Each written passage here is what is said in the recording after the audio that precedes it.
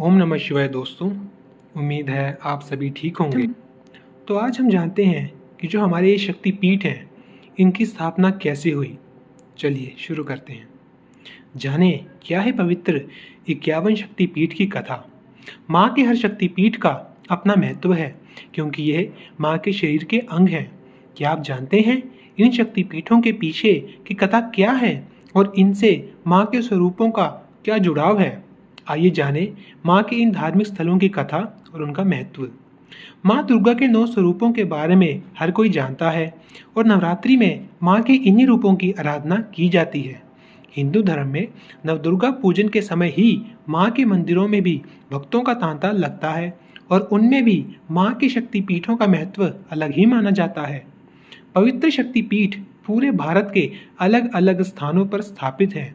देवी पुराण में 51 शक्तिपीठों का वर्णन है तो देवी भागवत में 108 और देवी गीता में 72 शक्तिपीठों का वर्णन मिलता है।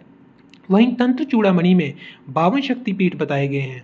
देवी पुराण के मुताबिक 51 शक्तिपीठ में से कुछ विदेश में भी स्थापित हैं। भारत में 42, पाकिस्तान में 1, बांग्लादेश में 4, श्रीलंका में 1, तिब्बत में 1 तथा नेपाल में 2 शक्तिपीठ हैं। शक्तिपीठ की पौराणिक कथा। माँ के 51 शक्तिपीठों की एक पौराणिक कथा के अनुसार राजा प्रजापति दक्ष की पुत्री के रूप में माता दुर्गा ने सती के रूप में जन्म लिया था और भगवान शिव से उनका विवाह हुआ था। एक बार मुनियों के एक समूह ने यज्ञ आयोजित किया। यज्ञ में सभी देवताओं को बुलाया गया। जब राजा दक्ष आए तो सभी लोग खड़े हो गए लेकिन भगवान शिव खड़े नहीं हुए। भगवान शिव दक्ष के दामाद थे। यह देखकर राजा दक्ष बेहद क्रोधित हुए। अपने इस अपमान का बदला लेने के लिए सती के पिता राजा प्रजापति दक्ष ने भी एक यज्ञ का आयोजन किया। उस यज्ञ में ब्रह्मा, विष्णु, इंद्र और अन्य देवी देवताओं को आमंत्रित किया, लेकिन उन्होंने जानबूझकर अपने जामाता भगवान शिव को इस यज्ञ का निमंत्रण नहीं भेजा। भगवान शिव इस यज्ञ में शामिल नहीं हुए और जब नारद जी से सती को पता चला कि उनके पिता के यहाँ यज्ञ हो रहा है लेकिन उन्हें निमंत्रित नहीं किया गया है, ये जानकर वे क्रोधित हो उठी। नारद ने उन्हें सलाह दी कि पिता के यहाँ जाने के लिए बुलावे की जरूरत नहीं होती है। जब सती अपने पिता के घर जाने लगीं तब भगवान शिव ने उन्हें समझाया लेकिन वह नहीं मानी तो प्रभु ने स्वयं जाने से इनकार कर दिया।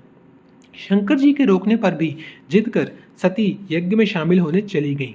यज्ञ स्थल पर सती ने अपने पिता दक्ष से शंकर जी को आमंत्रित ना करने का कारण पूछा और पिता से उग्र विरोध प्रकट किया। इस पर दक्ष भगवान शंकर के बारे में सती के सामने ही अपमानजनक बातें करने लगे। इस अपमान से पीड़ित सती ने यज्ञ कुंड में कूदकर अपनी प्राणाहुति दे दी। भगवान शंकर को जब यह पता चला तो क्रोध से उनका तीसरा नेत्र खुल गया। ब्रह्मांड में प्रलय व हाहाकार मच गया। शिवजी के आदेश पर वीरभद्र ने दक्ष का सिर काट दिया और अन्य देवताओं को शिव निंदा सुनने की भी सजा दी। भगवान शंकर ने यज्ञ कुंड से सती के पार्थिव शरीर को निकाल कंधे पर उठा लिया और दुखी होकर सारे भूमंडल पर घूमने लगे। भगवती सती ने शिवजी को दर्शन दिए और कहा कि जिस जिस स्थान पर उनके शरीर के अंग अलग होकर गिरेंगे वहां महाशक्ति पीठ का उदय होगा। सती का शव लेकर शिव पृथ्वी पर घूमते हुए तांडव भी करने लगे, जिससे पृथ्वी पर प्रलय की स्थिति उत्पन्न होने लगी। पृथ्वी समेत तीनों लोकों को व्याकुल देखकर भगवान विष्णु अपने सुदर्शन चक्र से सती के शरीर को खंड खंड कर धरती पर गिराते। जब जब शिव नित्य मुद्रा में पैर पटकते, विष्णु अपने चक्र से माता के शरीर का कोई अंग काटकर उसके टुकड़े पृथ्वी पर गिरा देते। शास्त्रों के अनुसार इस प्रकार जहाँ जहाँ सती के अंग के टुकड़े, उनके वस्त्र या आभूषण गिरे वहाँ वहाँ शक्तिपीठ का उदय हुआ। इस तरह 51 स्थानों में माता के शक्तिपीठों का निर्माण हुआ। अगले जन्म में सती ने राजा हिमालय के घर पार्वती के रूप में जन्म लिया और घोर तपस्या कर शिव को पुनः पति रूप में प्राप्त किया। उम्मीद है आप सबको ये रोचक कथा जानकर अच्छा लगा होगा। तो आपको ये वीडियो कैसे लगी कमेंट में ज़रूर बताएं। वीडियो को लाइक करें, शेयर करें, चैनल को सब्सक्राइब करें। ओम नमः शिवाय।